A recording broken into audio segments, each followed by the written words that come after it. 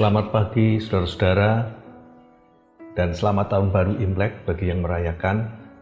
Kembali bersama saya Yahya Wijaya dari Yogyakarta.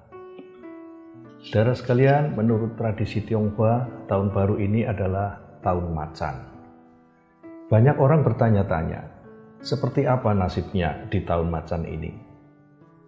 Ingin tahu masa depan memang merupakan sifat manusia. Kita selalu penasaran tentang masa depan kita. Karena itu, ramalan menjadi menarik. Biasanya pada setiap tahun baru Imlek, banyak ramalan ditulis dan diposting di media sosial. Ada yang optimistik, ada pula yang pesimistik. Simbol macan bisa diartikan macam-macam. Ada yang memahaminya sebagai bahaya, karena macan adalah binatang buas yang suka menyerang orang, tapi ada juga yang memahaminya sebagai simbol kejayaan atau kemenangan. Karena dalam tradisi Tionghoa, macan itu raja binatang di hutan. Simbol apapun memang selalu multitafsir. Setiap orang bebas menafsirkan dan meramal apa saja. Karena sifat dari ramalan adalah tidak menjamin akan menjadi kenyataan. Tidak ada peramal yang bisa dituntut karena ramalannya meleset. Karena itu, jangan menjadikan ramalan sebagai janji atau visi, apalagi menggantungkan nasib kita kepada ramalan. Ramalan hanyalah permainan, tidak usah diperlakukan secara serius. Lalu bagaimana mengatasi rasa penasaran kita tentang masa depan? Kalau bukan ramalan, apa yang mesti kita pegang? Nah, dalam hal ini saya ingin mengusulkan untuk melihat surat Ibrani. Dalam surat Ibrani dikatakan bahwa iman adalah dasar dari segala sesuatu yang kita harapkan, dan bukti dari segala sesuatu yang tidak kita lihat. Ibrani 11 ayat 1. Jadi menurut surat Ibrani, bukan ramalan yang mesti kita pegang, tetapi iman. Bedanya apa? Nah, berbeda dari ramalan, iman tidak menggambarkan nasib kita menurut tanggal lahir kita, atau sio kita, atau weton kita, tetapi sesuai dengan pengalaman rohani kita selama ini. Jadi kalau selama ini kita merasakan ketika kepepet atau dalam situasi krisis, kita mengalami pertolongan Tuhan, maka kita boleh yakin bahwa ke depan Tuhan akan tetap menolong kita.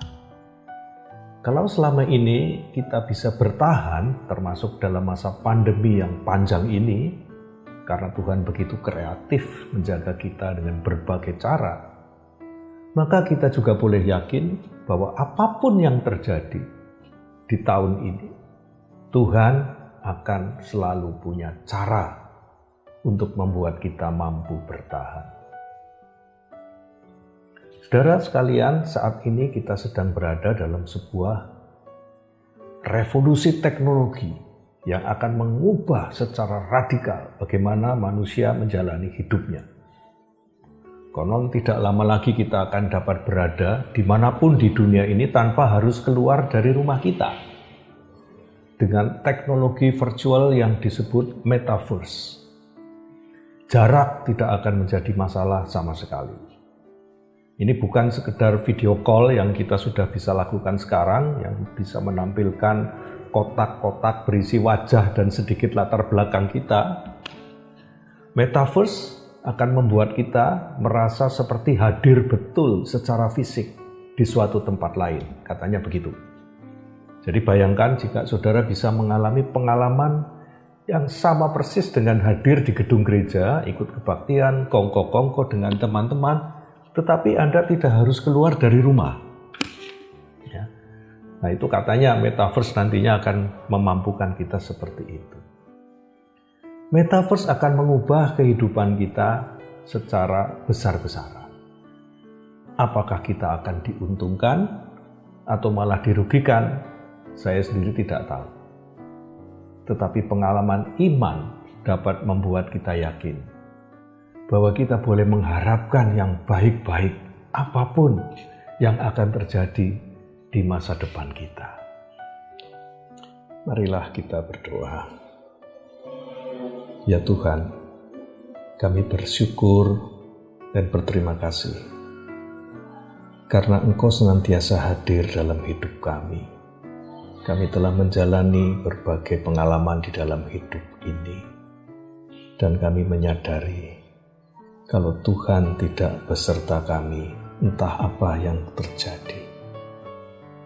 Kami bersyukur oleh karena itu kami dapat merasakan dan mengenali kehadiran Tuhan, sehingga kami boleh bertahan dan kami boleh sampai pada titik ini di saat ini.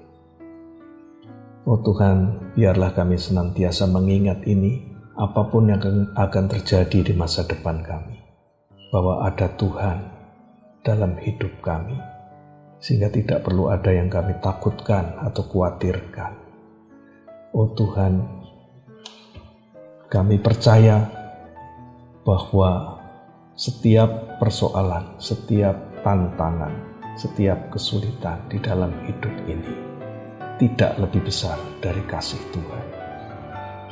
Termasuk pandemi yang sudah berjalan hampir 2 tahun ini ya Tuhan. Oh Tuhan, kami sudah bosan, kami sudah lelah, kami ingin supaya ini segera berakhir. Tapi kami percaya ya Tuhan, bahwa kami boleh belajar hal yang baik dari ini semua. Tuhan tetap menyertai kami. Tuhan sertai juga saudara-saudara kami yang saat ini sedang sakit. Saudara-saudara kami yang saat ini sedang membutuhkan kekuatan. Biarlah mereka juga boleh berseru kepadamu dan merasakan kehadiran-Mu. Terima kasih ya Tuhan untuk waktu yang baru yang boleh kami miliki. Biarlah kiranya kami akan menjalaninya bersama dengan Tuhan dan senantiasa ingat Tuhan adalah gunung batu kami, tempat perlindungan kami, gembala kami yang setia. Di dalam nama Yesus Kristus. Amin. Kongsi Sinian.